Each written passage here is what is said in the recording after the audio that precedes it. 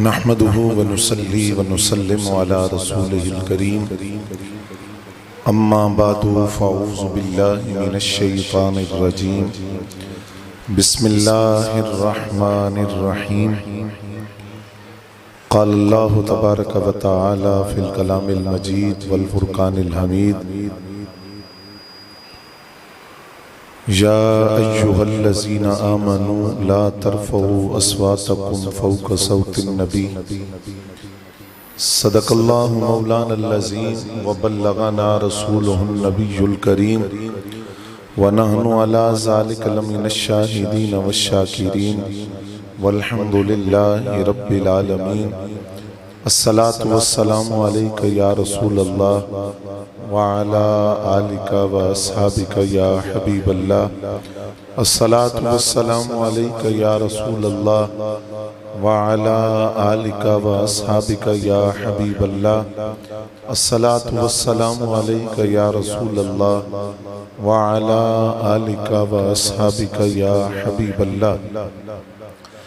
सलाम उस पर के जिसने बेकसों की दस्तगीरी की, सलाम उस पर के जिसने बादशाही में फ़कीरी की, सलाम उस पर जो उम्मत के लिए रातों को रोता था, सलाम उस पर जो फर्शे खाक में झाड़े पे सोता था, सलाम उस पर के जिसने असरारे मोहब्बत समझाए, सलाम उस पर के जिसने पत्थर खाकर फूल बरसाए, सलाम उस पर के जिसके घर में चांदी थी न सोना था, सलाम उस पर के टूटा बोरिया जिसका बिछोना था, सलाम उस पर जो सच्चाई की खातिर दुख उठाता था, सलाम उस पर जो भूखा रह के औरों को खिलाता था।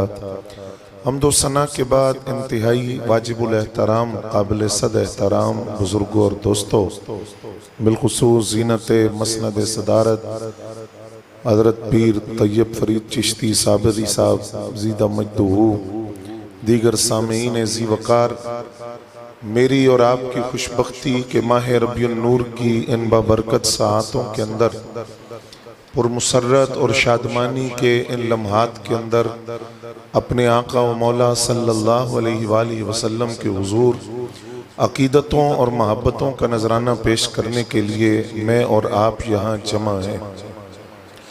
नबी अलैहिस्सलाम की अज़मत व शान पर आज सदियां गुजर गई हैं।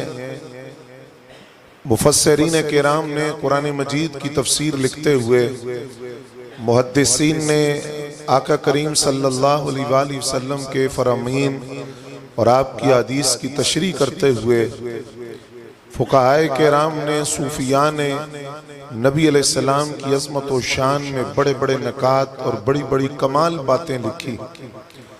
नबी अलैहिस्सलाम की अज़मत व औसाफ पर कई कई जिल्दों के अंदर किताबें लिखी गई, लेकिन आज सदियां गुजरने के बावजूद किसी ने यह दावा नहीं किया कि मैंने नबी अलैहिस्सलाम की अज़मत व शान को लिखने का हक अदा कर दिया। हर एक ने यही कहा कि जिंदगियां खत्म हुई और कलम टूट गए, तेरे औसाफ का एक बाब भी पूरा न हुआ। नबी अलैहिस्सलाम की अज़मत व शान के एक वस्फ को बयान करने का हक आज तक अदा नहीं हो सका।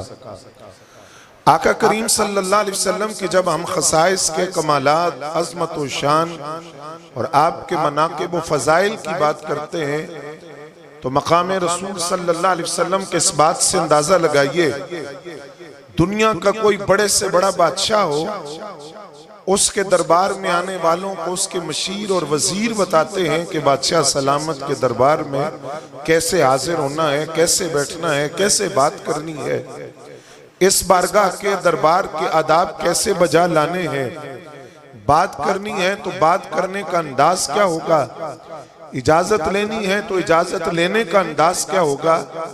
बादशाहों के दरबार के अंदर वजीर और मशीर बताते हैं, लेकिन इस कायनात इंसानियत के अंदर एक हस्ती ऐसी भी है जिनकी बारगाह का अदब खुद रब्बे कायनात ने बताया है कि जब मेरे हबीब की बारगाह में आना है तो कैसे आना है, बैठना कैसे है, आवाज कैसे देनी है, इजाजत कैसे लेनी है, सरगोशी करनी है तो सरगोशी करने का अंदाज क्या होगा, बात करनी है तो आवाज का लेवल क्या होगा, रुखसत होना है तो रुखसत होने का अंदाज क्या होगा। हर अदब खुद रब्बे कायनात ने कुरान मजीद की आयत के अंदर उसको बयान किया गया कि मेरे हबीब की बारगाह का अदब कैसे करना है। और अगर उस अदब के अंदर जरा भी कमी हुई तो इंसान की सारी जिंदगी के अमाल तबाह बर्बाद हो जाएंगे। बात यहीं से शुरू करते हैं, सूरह बकरा है। कुरान कहता है, ए ईमान वालों, जब नबी अलैहिस्सलाम की बारगाह में आओ तो राइना का लफ्ज ना बोला करो। राइना के लफ्ज का मतलब क्या है? ये इब्रानी जुबान में भी इस्तेमाल होता है, अरबी जुबान में भी। यहूदी चूंकि इब्रानी जुबान जानते थे, जब वो नबी अलैहिस्सलाम की खिदमत में आते तो इब्रानी जुबान के अंदर राइना का लफ्ज बोलते। और राइना का मतलब है हमारा चरवाहा, जबकि यही लफ्ज सहाबा किराम भी बोलते थे। जबकि अरबी जुबान के अंदर राइना का माना है कि हमारी रियायत फरमाए, हमारी तरफ तवज्जो फरमाए, हमारे तरफ नजर करम फरमाए। यहूदियों ने इस लफ्ज को बुनियाद बनाकर नबी अलैहिस्सलाम की बेदबी और आपकी गुस्ताखी का इरादा करने की कोशिश की, तो रब ने फरमाया सहाबा से, फरमाया वो लफ्ज ही बोलना छोड़ दो जिससे मेरे हबीब के बेदबी का शाइबा हो। वो लफ्ज ही ना बोलो। राइना का लफ्ज लुगत और डिक्शनरी से निकाल दो, ये लफ्ज बोलो ही ना। अच्छा, राइना का लफ्ज ना बोले तो या अल्लाह क्या कहें जब तेरे हबीब की बारगाह में आए? तो फरमाए यूं कहा करो, उन्जुरना या रसूल अल्लाह सल्लल्लाहु अलैहि वसल्लम, या रसूल अल्लाह सल्लल्लाहु अलैहि वसल्लम, आप हमारी तरफ नजर करम फरमाएं। राइना का लफ्ज बोलो ही ना जिस लफ्ज से नबी अलैहिस्सलाम की बेदबी का शाइबा हो। कुरान तो उस लफ्ज को बैन कर देता है कि वो लफ्ज भी नहीं बोलना चाहिए। हम बड़े खुश नसीब हैं कि अल्लाह ने आले सुन्नत के दामन से हमें वाबस्ता किया। आज आपने बाद लोगों को सुना होगा कि नबी तो बड़े भाई की तरह हैं, बड़े भाई जितनी हैसियत है। मैं एक मसला आपको समझाना चाहता हूं मिसाल देकर, उम्मीद है आप समझ जाएंगे। हजरत अमीर हमजा रज़ी अल्लाह तआला अन्हु सय्यदुश शुहदा नबी अलैहिस्सलाम के चचा हैं और महबूब चचा हैं। हजरत अब्बास बिन अब्दुल मुत्तलिब रज़ी अल्लाह तआला अन्हुमा नबी अलैहिस्सलाम के चचा हैं, महबूब चचा हैं। और हजरत सैयदना सिद्दीक अकबर, हजरत फारूक आजम रज़ी अल्लाह तआला अन्हुमा दोनों ससुर हैं। दोनों की बेटियां नबी अलैहिस्सलाम की शर्फ ज़ौजियत में हैं। हजरत उस्मान गनी मौला अली दोनों दामाद हैं। सैयदा आयशा पाक जोजा हैं। सैयदा ज़हरा सलामुल्लाह अलैहा लख्त जिगर है। और मौला अली के लिए नबी अलैहिस्सलाम ने फरमाया, या अली जो अंत अखी फी दुनिया वल आखिरा, तू दुनिया में भी मेरा भाई है, आखिरत में भी मेरा भाई है। और नबी अलैहिस्सलाम के चचा जात भाई भी हैं। लेकिन आप पूरी तारीख इस्लाम के अंदर इन शख्सियात के कबूल इस्लाम के बाद अगर कोई चचा है तो उसने भतीजा कहकर मुखातिब नहीं किया, बीवी है तो शोहर कहकर नहीं बुलाया, अगर बेटी है तो बाप कहकर नहीं बुलाया, भाई है तो भाई कहकर नहीं बुलाया, और ससुर है तो दामाद कहकर नहीं बुलाया, दामाद ने ससुर कहकर नहीं बुलाया। ये सारे रिश्तेदार जब नबी अलैहिस्सलाम की बारगाह में आते हैं तो एक ही लफ्ज बोलते हैं, फिदा का अबी व उम्मी या रसूलल्लाह सल्लल्लाहु अलैहि वसल्लम। कोई चचा है, कोई जोजा है, कोई बेटी है, कोई भाई है, दामाद है, ससुर है, वो अपने रिश्तों से मुखातिब नहीं करते। जो भी आता है तो यही कहता है, या रसूलल्लाह सल्लल्लाहु अलैहि वसल्लम, आप पर हमारे माँ बाप कुर्बान जाए। आला हजरत फरमाते हैं ना, मोमिन वो है जो उनकी इज्जत पर मरे दिल से। मरने का माना कुर्बान होना, फिदा होना। मोमिन वो है जो उनकी इज्जत पर मरे दिल से। ताजीम भी करता है नजदी तो मरे दिल से, बुझे हुए दिल के साथ, मुर्दा दिल के साथ। और मोमिन वो है जो उनकी इज्जत और ताजीम पर अपनी जान को कुर्बान कर दे। दूसरी आयत कुरान की, ए ईमान वालों, अपनी आवाजों को नबी अलैहिस्सलाम की आवाज से बुलंद न करो। आवाजों को बारगाह रसूल में पस्त रखो। और ये हुक्म आज भी है, क़यामत तक के लिए है कि आज भी जो बारगाह रसूल में जाएगा वो अपनी आवाज को पस्त रखेगा, बुलंद नहीं करेगा, वरना बेदबी शुमार होगी। कुरान की आयत जिस वक्त उतरी तो सहाबा पहले भी आहिस्ता आवाज से बात करते थे और मोहतात हो गए। हजरत सिद्दीक अकबर रज़ी अल्लाह तआला अन्हु ने तो कसम उठा ली और अर्ज किया, हुजूर मैं आपको गवाह बनाता हूं, मैं आइंदा से आहिस्ता आवाज से बात करूंगा। हजरत फारूक आज़म रज़ी अल्लाह तआला अन्हु ने अपनी आवाज को इतना पस्त कर दिया कि उनसे पूछना पड़ता कि आपने बात क्या की है, आपने क्या कहा। हजरत सिद्दीक अकबर रज़ी अल्लाह तआला अन्हु ने एक शख्स को मुकर्रर किया कि मैं तुम्हें वजीफा दूंगा, तुम्हारी एक ड्यूटी है। उसने कहा जी क्या? फरमाया ये जो मदीना तैयबा के बाहर से वफ्द आते हैं ना नबी अलैहि सलाम से मिलने के लिए, इनको कहना बारगाह रसूल में बाद में जाना, पहले अदब सीख लो कि वहां जाना कैसे, बात कैसे करनी है, आवाज का लेवल क्या होगा, उठना कैसे है, बैठना कैसे है। उनको आदाब सिखाकर भेजो और उन्हें बताओ कि वहां जाकर कोई बेदबी करके अपने अमाल ना जाया करके आ जाना। जिस वक्त कुरान की आयत उतरी तो नबी अलैहिस्सलाम के सहाबी हैं हजरत साबित बिन कैस रज़ी अल्लाह तआला अन्हु, उनकी आवाज फितरतन ऊंची थी, वो बोलते थे तो ऊंचा बोलते थे। उन्होंने कहा यह आयत मेरे लिए उतरी है, मेरे तो सारे अमाल गए, मैं तो माज़अल्लाह जहन्नमी हो गया, सारे अमाल बर्बाद हो गए, चूंकि मैं ऊंची आवाज से बात करता हूं। घर के अंदर अपने आप को बंद कर लिया, मिलना छोड़ दिया, नमाज के लिए मस्जिद में न जाते। 3 दिन गुजर गए, वो करीमों के करीम थे, वो लजपालों के लजपाल थे, वो अपने किसी गुलाम को 2-3 दिन न देखते तो पता करते क्यों नहीं आ रहा। हजरत साब बिन मुआज रज़ी अल्लाह तआला अन्हु से फरमाया आप पता करें, आपके पड़ोसी हैं साबित बिन कैस रज़ी अल्लाह तआला अन्हु, वो मस्जिद में क्यों नहीं आ रहे, किधर हैं, बीमार हैं, क्यों नहीं आते। हजरत साबित बिन मुआज फरमाते जब मैं गया मैंने दरवाजा खोला तो हजरत साबित बिन कैस सर झुकाया हुआ है और जारों की तार रो रहे हैं। वजह पूछी रोने की, क्यों रो रहे? कहा इसलिए कि मैं ऊंची आवाज से बात करता हूं, मेरी सारी जिंदगी के अमाल अकारत हो गए।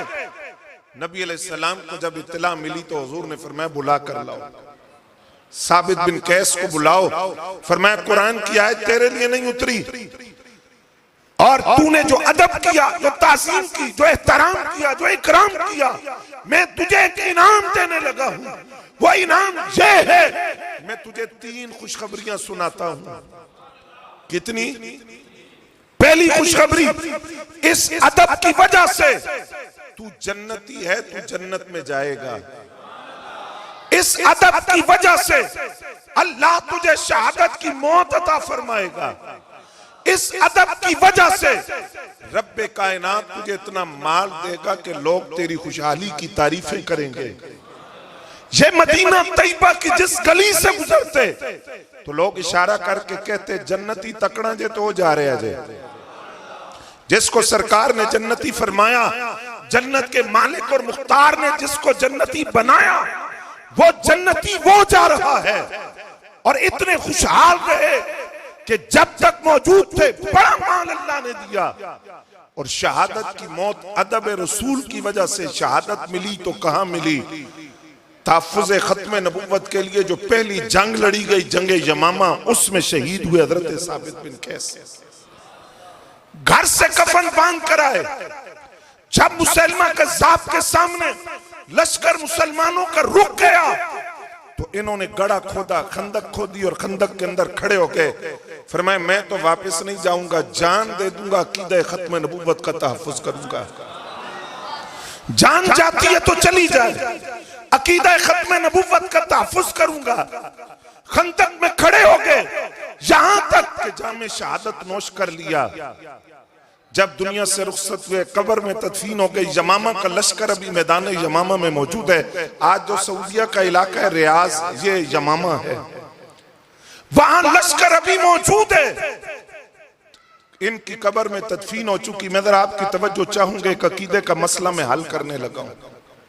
तदफीन हो चुकी है, ख्वाब में आए, कब्र के अंदर रखा गया।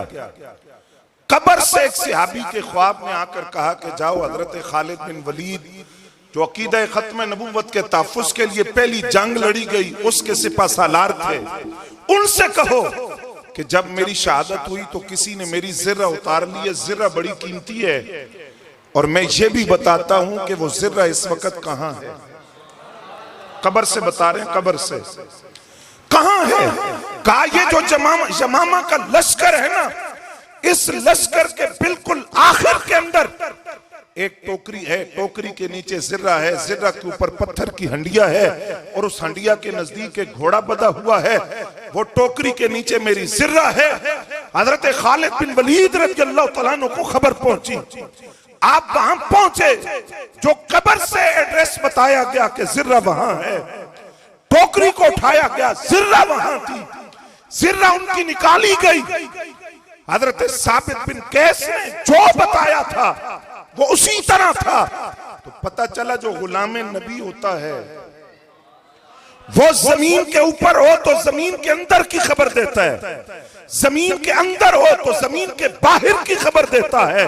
तो अगर ये शान खिदमतगारों की तो सरदार का आलम क्या होगा।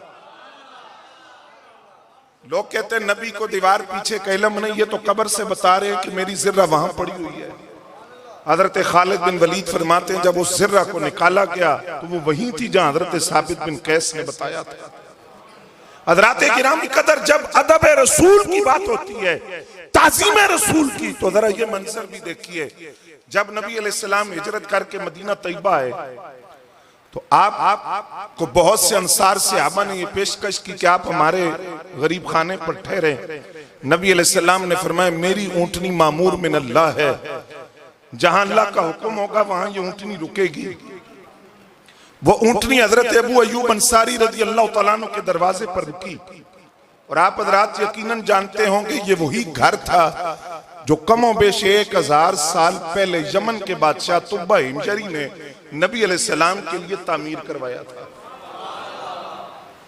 इसका बालाई हिस्सा भी था, डबल स्टोरी मकान था।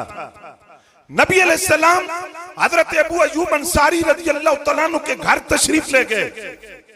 अब ये दोनों मियां बीवी बालाई मंजिल पर है, कच्ची छत है, 1000 साल पुराना मकान है।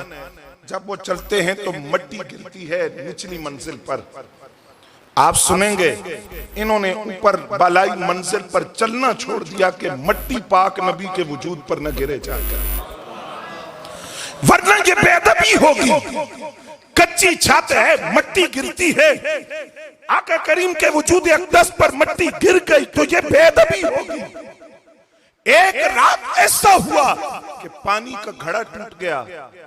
जब पानी उस कच्चे फर्श पर बहा तो डर था कि इसके कतरे छत से टपकेंगे नबी अलैहिस्सलाम के वजूद अत्हर पर, उनके आराम में खलल आएगा।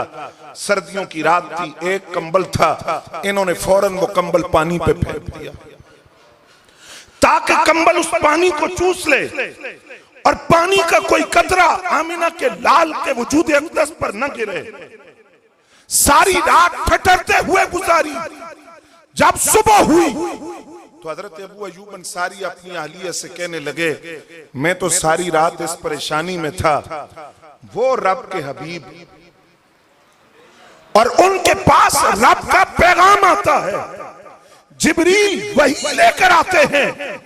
अब वो निचली मंजिल पर जिब्रील आते हैं आसमानों से, तो अपनी बीवी से कहने लगे हम दरमियान में क्या कर रहे हैं, हम दरमियान में क्या कर रहे हैं, आओ नबी अलैहिस्सलाम के पास चले और उनसे अर्ज करें कि हुजूर आप हुक्म फरमाएं तो आप बालाई मंजिल पर चले जाएं, हम निचली मंजिल पर ठहरते हैं। आका करीम ने फरमाया तुम परेशान ना हो, तुम्हारे दिलों की अकीदत और एहतराम और मोहब्बत और इकराम और ताजीम को रब जानता है। तुम बालाई मंजिल पर जाओ, परेशान ना हो। मैं ये निचली मंजिल इसलिए नहीं छोड़ सकता कि वफूद आते हैं मदीना से मुलाकात के लिए, आसानी इसी में है कि मैं निचली मंजिल पर हूं, लेकिन ये अदब था। मेजबानी तो बहुत लोगों ने पाक नबी की है, लेकिन मेजबान रसूल का लक़ब सिर्फ हजरत अबू अय्यूब अंसारी को मिला है। हर सहाबी ताजीम की ऐसी तस्वीर पेश कर रहे हैं, ऐसा अदब पेश कर रहे। कुरान कहता है 8 मोहब्बतें, उन 8 मोहब्बतों को जब तक अल्लाह और उसके रसूल की मोहब्बत पे कुर्बान न किया जाए, ईमान कामिल नहीं है। माँ बाप की मोहब्बत, औलाद की मोहब्बत, कबीले की मोहब्बत, भाइयों की मोहब्बत, तिजारत की मोहब्बत, मकानात की मोहब्बत, 8 मोहब्बतें हैं, फितरती मोहब्बतें हैं, किसी के कहने पे नहीं की जाती। ये फितरती तौर पर अल्लाह ने ये मोहब्बत दिल में डाली होती है। तो कहा ये 8 मोहब्बतें जब तक अल्लाह और उसके रसूल की मोहब्बत पे कुर्बान न कर दो, तुम कामिल मोमिन नहीं हो। इन मोहब्बतों को सहाबा ने अदब रसूल में कैसे कुर्बान किया? उन्होंने ये नहीं देखा रिश्तेदार है, उन्होंने ये देखा हमारे नबी से ताल्लुक क्या है इसका। वैसे नहीं हजरत फारूक आजम ने सगा मामू बदर में कत्ल कर दिया, हजरत मुसअब बिन उमैर ने सगे भाई को उहद में कत्ल किया, हजरत अबू उबैदा बिन अल जराह ने मैदान बदर के अंदर सगे बाप को कत्ल कर दिया, और हजरत अब्दुल्ला बिन रवाहा के सगे बाप कत्ल हुए। और हजरत सैयदना सिद्दीक अकबर ने अपने सगे बेटे जब वो इस्लाम कबूल कर चुके तो उनसे कहा, तूने तो मुझे छोड़ दिया था बाप समझकर बदर के अंदर जब तू काफिरों की तरफ से लड़ रहा था, लेकिन अगर तेरी गर्दन मेरी तलवार के नीचे आती तो मैं बेटा समझ के कभी ना छोड़ता तुझे। मैं अपने नबी का दुश्मन समझकर तेरी गर्दन उड़ा देता। अगर ये बात मुश्किल है तो मैं और आसान करता हूं। हजरत उम्मे हबीबा रजी अल्लाह तआला अन्हा नबी अलैहि सलाम की ज़ौजा है, उम्मुल मोमिनीन है। हजरत अमीर मुआविया रजी अल्लाह तआला अन्हु की हमशीरा है, हजरत अबू सुफियान की बेटी है। तो हजरत अबू सुफियान कबूल इस्लाम से पहले मिलने के लिए आए, अपनी बेटी से हुदैबिया का मुआहिदा था, उस मुआहिदे के लिए नबी अलैहिस्सलाम से बात करनी थी, तोड़ा भी खुद था। अब चाहते थे कि दोबारा बहाल हो जाए, तो बात करने के लिए आए अपनी बेटी के घर, कलमा नहीं पड़ा अभी। बैठने लगे तो बेटी ने कहा, अब्बा जान जरा ठहरिए, मैं जरा बिस्तर उठा लूं। बिस्तर उठा दिया। बेटी, क्या मैं इस काबिल नहीं हूं कि इस बिस्तर पर बैठूं, या ये बिस्तर इस काबिल नहीं था कि मैं इस पर बैठता, तुम और कोई नरमो गुदास बिस्तर लाने लगी हो, इसलिए बिस्तर को उठाया। तो कहा, अब्बा जान आपकी शफकत पिदरी का इनकार नहीं है, जो बाप और बेटी का रिश्ता होता है। अब आपने पूछा कि मैं इस काबिल नहीं कि बिस्तर पर बैठूं, या बिस्तर इस काबिल नहीं कि मैं इस पे बैठता, तो अब्बा जान बात सीधी है कि आप इस काबिल नहीं है कि आप इस बिस्तर पर बैठे। बेटी, क्यों? बाप आता है तो बेटी तो अपनी आंखें भी बिछाती है, दिल बिछाती है। तुमने जो एक बिस्तर था वो भी उठा लिया, क्यों?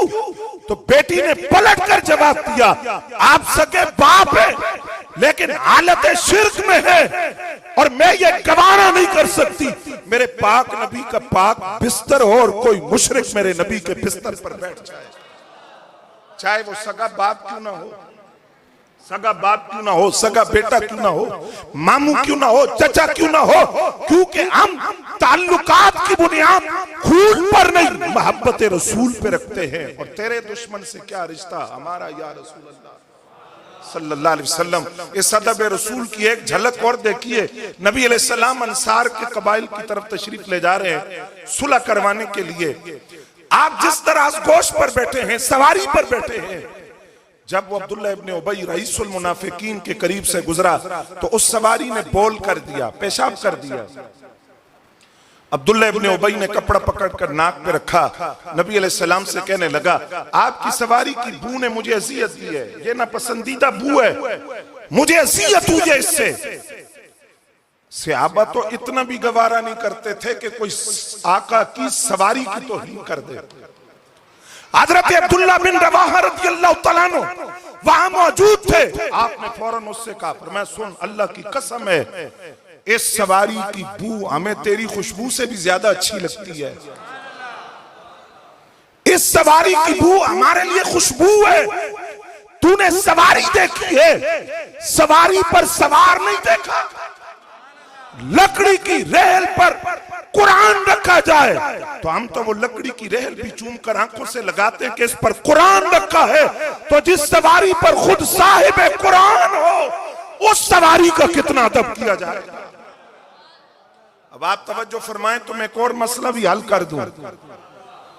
अब्दुल्ला इब्न उबई ने नबी अलैहिस्सलाम को कुछ नहीं कहा था, सवारी को भी कुछ नहीं कहा। सवारी ने जो बोल किया, पेशाब किया, उसके बारे में कहा कि इसकी बू ने मुझे अज़ियत दी।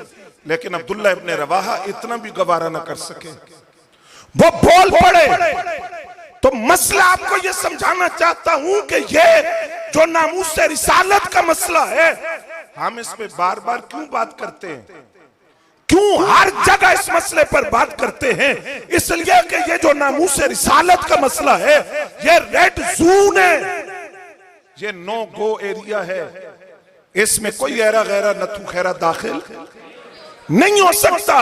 और जिस रेड जोन पर अफजलुल बशर बादल अंबिया हजरत सिद्दीक अकबर रज़ियल्लाहु तआला अन्हु से लेकर हजरत अमीरुल मुजाहिदीन तक का पैरा हो, और उनके सार हो, और उनका खून हो, और उनकी कुर्बानियां हो, और उनकी तहरीक हो, और उनकी मेहनत हो, और उनका पसीना हो, इस रेड जोन के अंदर कोई कुत्ता बिल्ला मुंह मार सकता नहीं, कोई दाखिल नहीं हो सकता। तो हजरत अब्दुल्ला बिन रवाहा ने कहा, तेरी जुर्रत किस तरह हुई, तूने हुजूर की सवारी की तौहीन की।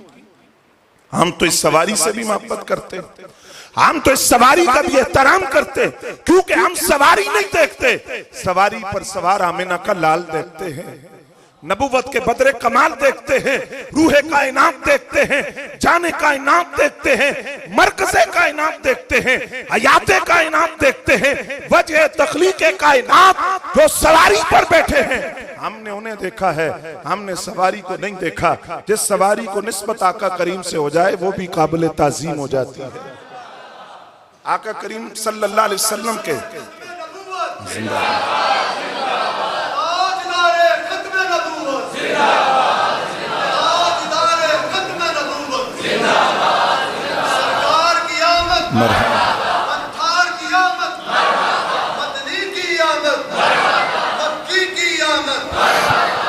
तवज्जो है हज़रात। मैं एक मंजर और आपके सामने अर्ज करने लगा हूं, उम्मीद है आप तवज्जो फरमाएंगे और इसमें जो अकीदे की बात है उसको आप समझेंगे। हुदैबिया का मकाम है और 6 हिजरी है, नबी रहमत सल्लल्लाहु अलैहि वसल्लम जलवा फरमा है और कमो बेश 1500 सहाबा वहां मौजूद है। हजरत उर्वा बिन मसूद सक़फ़ी रज़ियल्लाहु तआला अन्हु अभी इस्लाम नहीं लाए, कुफारे मक्का ने इनको भेजा, जरा देख कर आओ जो मुसलमानों के नबी आए हैं तो साथ लश्कर की क्या कैफियत है, कितने लोग हैं, असला कितना, अगर लड़ाई हो जाए तो किसका पल्ला भारी रहेगा, जरा देख कर आओ। ये इंटेलिजेंस के तौर पर, खुफिया एजेंसी के तौर पर वहां देखने गए और इन्होंने छुप कर वहां जो देखा वो जरा इन्हीं की जुबान से सुनिए। और अभी कलमा नहीं पड़ा, इन्होंने वापिस आकर मक्का के सरदारों से कहा कि तुम कहते हो हम उनसे लड़ेंगे, तो सुनो वहां कैफियत क्या है। कहा मैंने अल्लाह की कसम है रूम के बादशाह के दरबार में उस बादशाह का इतना अदब नहीं देखा, मैंने शाह ईरान के दरबार के अंदर उसका इतना अदब नहीं देखा, और शाह हबशा नज्जाशी के दरबार में उसका भी इतना अदब नहीं देखा जो अदब सहाबा रब के हबीब का करते हैं। अच्छा क्या अदब है? तो उन्होंने कहा 5 बातें देखी है मैंने। पहली बात, नबी अलैहिस्सलाम जब अपना लुआब मुबारक गिराते हैं तो वो जमीन पे नहीं गिरता, उन्हें तजस्सुस हुआ जमीन पे नहीं गिरता तो किधर जाता है? कहा वो किसी न किसी सहाबी के हाथ पे होता है। अच्छा वो क्या करते हैं? वो उस लुआब को लेकर कोई अपने चेहरे पे मलता है, कोई जिस्म पे मलता है। दूसरी बात, जब वो नबी हुक्म देते हैं किसी काम का, हुक्म एक को देते सारे दौड़ पड़ते हैं, सारे तामील के लिए निकल पड़ते हैं। ऐसा नहीं कि सिर्फ नारा है कि गुलामी रसूल में मौत भी कबूल है, ना, जब वो हुक्म देते जिहाद के लिए बुलाएं तो सारे आ जाते हैं, अपनी जाने हथेली पे रख के आ जाते हैं। तीसरी बात, जब वो नबी वजू करते हैं तो उनके वजू का पानी जमीन पे नहीं गिरता, कहां जाता है? कहा सहाबा उस पानी को लेने के लिए आपस में लड़ पड़ते हैं, हर सहाबी कोशिश करता है कि ये पानी मुझे मिले, जिससे मिल जाए हुजूर का गुसाला, आका करीम के वजू का पानी जिसको मिल गया तो मिल गया, जिसको न मिले वो दूसरे सहाबी का गीला हाथ पकड़ के अपने जिस्म पे मलना शुरू कर देता है। वो नबी जब बात का आगाज करते हैं, कलाम करते हैं, तो सहाबा किराम अपनी आवाजों को पस्त कर देते हैं। यूं लगता है इनके सरों पे चिड़िया बैठी है, हरकत करेंगे तो चिड़िया उड़ जाएगी। कलाम अपना रोक कर पूरी तवज्जो से नबी अलैहिस्सलाम की बात को सुनते हैं। और वो नबी जब अपने बालों का खत निकलवाते हैं तो वो बाल सहाबा में यूं तकसीम होते हैं, जिसको मिल जाता है वो संभाल के रख लेता है। कोई पानी में घोल के मरीज को पिलाता है तो मरीज को शिफा मिल जाती है। उसी मुंह मुबारक पे दुरूद पड़ा जाता है तो वो हरकत करता है। तो जिस नबी के वजूद अतहर से जुदा किए हुए बाल के अंदर इतनी हयात है, तो उस नबी की अपनी जात की हयात का आलम क्या होगा। ये तो आज भी मुहद्दिसीन कहते हैं कि सदियां गुजर गई हैं, जो आका करीम के मुंह मुबारक अगर गौर करें तो वो बढ़ रहे हैं, वो बढ़ते हैं, उनकी जो लंबाई है उसमें इजाफा होता है, क्योंकि हयात मौजूद है आका करीम के मुंह मुबारक के। तो बाल जो नबी अलैहिस्सलाम के वजूद से जुदा हो चुके, अगर उनकी हयात ये है तो जाते रसूल की अपनी हयात और जिंदगी का आलम क्या होगा। ये 5 बातें देखी हैं। मैं आपसे एक सवाल करना चाहता हूं। हमारे यहाँ एक तबका है, उनको आदत है हर बात में वो पूछते हैं कहां लिखा हुआ है। पूछते हैं ना कहां लिखा है, साबित करो कहां लिखा है। मिलाद के मौके पर भी यही बात करते हैं। तो हम कहते हैं मिलादुन नबी के वाले से जब तुम्हारे जहन में बात आए ना कि दलील, तो सबसे पहले अपने ज़मीर से पूछो कि मिलाद मनाना चाहिए या नहीं। वफात मनाने को तुम जायज करार देते हो तो मिलाद मनाना नाजायज है। अपने ज़मीर से पूछ, तेरा ज़मीर कहेगा अगर मिलाद वाले आका ना होते तो तू किसी इंसानी मंडी में बिक कर किसी का गुलाम बन रहा होता। फिर अपने घर में पलने वाली अपनी बेटी से पूछ कि मिलाद मनाऊं या ना मनाऊं। वो तेरी बेटी तुझसे कहेगी अब्बा जान क्यों ना मनाओ, मुझे तो जिंदगी मिलाद वाले आका के कदमों का सदका मिली है, वरना मुझे तो जिंदा जमीन में गाड़ दिया जाता था, जिंदा जमीन में दरगोर कर दिया जाता। हजरात, वो जो लोग पूछते हैं ना कहां लिखा है, मैं उनसे सवाल करता हूं, ये जो नबी अलैहिस्सलाम के वजू का पानी ले रहे हैं, आका करीम के लुआब को अपने चेहरे और जिस्म पर मल रहे, नबी अलैहिस्सलाम के मुंह मुबारक को बतौर तबर्रुक हासिल कर रहे हैं, ये कौन है? बोले ना, ये बदरी सहाबा हैं, ये ओहद वाले, ये अशरा मुबशर है, ये चारों यार हैं, ये आका करीम के सहाबा हैं, सहाबा। और ये सहाबा वो हैं जिनकी अजमतों का अंदाजा हम नहीं कर सकते, और वो एजाज समझते हैं उस नबी के वजू का पानी अपने जिस्मों पे मलना। और नबी अलैहिस्सलाम की बारगाह में मौजूद है, कहीं ये नहीं लिखा कि इन सहाबा ने आका करीम से पूछा हो कि हम आपके लुआब को जिस्म पे मल लें, और ना सरकार ने मना किया, ना वजू के पानी के लिए मना किया। लेकिन मसला फिर ज़हन में आता है, वजू का पानी जिस्म से जुदा हो जाए वो तो इस्तेमाल ही नहीं हो सकता, तो सहाबा उस पानी को कैसे लेते थे? मसला तो यही है, वो माए मुस्तामल है। लेकिन साथ ही जवाब इश्क और अकल के तराजू पे तोलें तो जवाब आएगा कि हाँ ये बात ठीक है कि जिस्म से पानी जुदा हो तो माए मुस्तामल है, लेकिन वो मसला तेरे लिए है, वो आमिना के लाल है, उनके जिस्म अक़दस से जो पानी बस हो जाए वो माए मुस्तामल नहीं, वो कौसर और तस्नीम और जमजम से भी ज्यादा पाकीज़ा, तय्यब और ताहिर पानी है। वो तो कौसर और तस्नीम की पाकीज़गी से भी बढ़ जाता है, वो पानी जो रसूलुल्लाह के जिस्म अक़दस से मस हो जाता है। अल्लाह अच्छा जिंदा। मैं बात को समेट रहा हूं हज़रात गिरामी कदर। कुरान कहता है व तो अज़्ज़िरू हो व तो वक्किरू हो व तो सब्बिहू हो। आज लोग कहते हैं कि हजरत सैयदना सिद्दीक़ अकबर मुसल्ले पे खड़े थे, आका करीम तशरीफ लाए तो मुसल्ला क्यों छोड़ा? इबादत ही अल्लाह की, खड़े रहते, मुसल्ला छोड़ के पीछे आगे क्यों? इबादत थी खुदा की। उन्होंने कुरान नहीं पढ़ा। कुरान ताज़ीम और तौकीर की बात पहले करता है, तस्बीह की बात बाद में करता है। अमल की बात बाद में करता है, इबादत की बात बाद में करता है। कुरान का उसलूब बताता है कि रब इबादत भी वही कबूल करता है जिसमें ताज़ीम और तौकीर रसूल हो। अगर वो नमाज नहीं थी तो सरकार ने नए सिरे से तो नहीं पढ़ाई, बल्कि जहां से हजरत सिद्दीक अकबर रज़ी अल्लाह तआला अन्हु ने छोड़ी थी, सरकार ने वहां से शुरू की है। फरमाया अबू बकर जो तूने पढ़ा दी, जो रह गई वो मैंने पढ़ा दी। और आखिरी बात इसमें हजरात सुनिए, अल्हम्दुलिल्लाह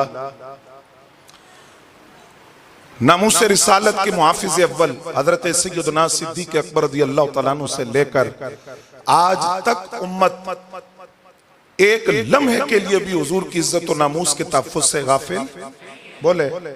अपनी तरजीहात से, अपनी औलाद से, माल से, घर से गाफिल हो सकते हैं, लेकिन नबी अलैहिस्सलाम की ताज़ीम और तौकीर, अदब, नामूस, इससे एक लम्हे के लिए भी उम्मत गाफिल नहीं हो सकती। और जिस दिन उम्मत गाफिल हुई, उम्मत की तबाही शुरू हो जाएगी। इज्जत उम्मत की, उम्मत का वकार आका करीम की इज्जत और नामूस के तहफ्फुज़ से वाबस्ता है। लिहाजा हर दौर के अंदर नबी अलैहिस्सलाम की इज्जत और नामूस पे पहरा दिया गया। मैं एक मिसाल अर्ज करके बात खत्म करता हूँ। देखिए 21 साल का एक नौजवान है, वो आलिम नहीं है, डॉक्टर नहीं है, शेखुल हदीस नहीं है, पीर नहीं है, इंजीनियर नहीं है, किसी मदरसे का पढ़ा हुआ नहीं, बल्कि कुरान का नाज़रा तक भी नहीं पढ़ा हुआ था। लेकिन जब उसने सुना कि एक शख्स ने नबी अलैहिस्सलाम की शान के अंदर नाज़ेबा लफ्ज छापे हैं किताब के अंदर, तो उसने अपनी माँ से पैसे लेकर खंजर खरीदा। फरंगियों का दौर था, फरंगियों की अदालतें थी। उसने जाकर उस गुस्ताखे रसूल को वासिले जहन्नम किया। तो इकबाल ने पता क्या कहा? इकबाल ने कहा इल्मुद्दीन का एक कदम राजपाल की दुकान में था और दूसरा जन्नत के बागों में था। क्योंकि इश्क का सफर इतना ही है और इश्क अपने रास्ते खुद बनाता है। मोहब्बत की मंजिल ज्यादा दूर नहीं है, दिल यकीन वाला चाहिए। अब जब सजाए मौत हो गई, फरंगियों की अदालत से सजाए मौत हो गई और अदालत के कटहरे में खड़े हैं, तो कायदे आज़म मोहम्मद अली जिन्ना ने कहा था तू अगर कह देना कि मैंने नहीं किया ये काम तो बात खत्म हो गई, या ये कह दे कि मैं होश में नहीं था तो मसला खत्म हो जाएगा। मेडिकल सर्टिफिकेट बनेगा कि ज़हनी तवाज़ुन ठीक नहीं था, होश में नहीं था, कत्ल हो गया, बात खत्म हो जाएगी। इश्क वालों के अपने अंदाज है। इल्मुद्दीन ने कहा जनाब साहब मैं दोनों बातें नहीं कर सकता, क्योंकि यार के जो जलवे रात को मैं देखता हूं, आप देख लें तो आप ये बात ना करें, और जिस दहलीज पर मेरी रातें गुजरती हैं उस दहलीज को आप देख लें तो आप ये बात न करें, क्योंकि मैं अगर कहूं कि मैंने नहीं किया तो मैंने सारी जिंदगी और किया क्या है, और कहूं कि मैं होश में नहीं था तो क्या कभी बेहोशों ने भी आका करीम की इज्जत पर पहरा दिया है? ये तो काम ही होश वालों का है। और वो ऐसे होश वाले हों कि टांगों से माजूर भी हों, व्हील चेयर पर भी हों, तो वो पूरे आलम में कुफर पे लर्जा तारी कर देते हैं। ये तो काम ही होश वालों का है। तो गाजी इल्मुद्दीन शहीद जिस वक्त हजरत पीर सियाल लजपाल रहमतुल्लाह ताला अलैह आप मिलने के लिए गए, तो आप फरमाते हैं कि वहां जाके मैं अपना सारा इल्म भूल गया, सारा इल्म भूल गया, और मैंने वहां सूरह यूसुफ पढ़नी शुरू कर दी। आयत में भूल जाता तो गाजी इल्मुद्दीन जो कुरान नाज़रा भी नहीं पढ़ा हुआ था वो मुझे अगली आयत बताता था। जब पीर सियाल लजपाल बाहर आए तो लोगों ने पूछा हुजूर क्या देखा? फरमाया कसम खुदा की लिबास तो इल्मुद्दीन का है, बंदा पता नहीं कौन है, जात किसकी है ये मैं नहीं जानता। और यही गाजी इल्मुद्दीन शहीद जिनको नबी अलैहिस्सलाम का दीदार हुआ, सरकार ने पूछा शहादत की मौत चाहिए या आजादी चाहिए जेल से?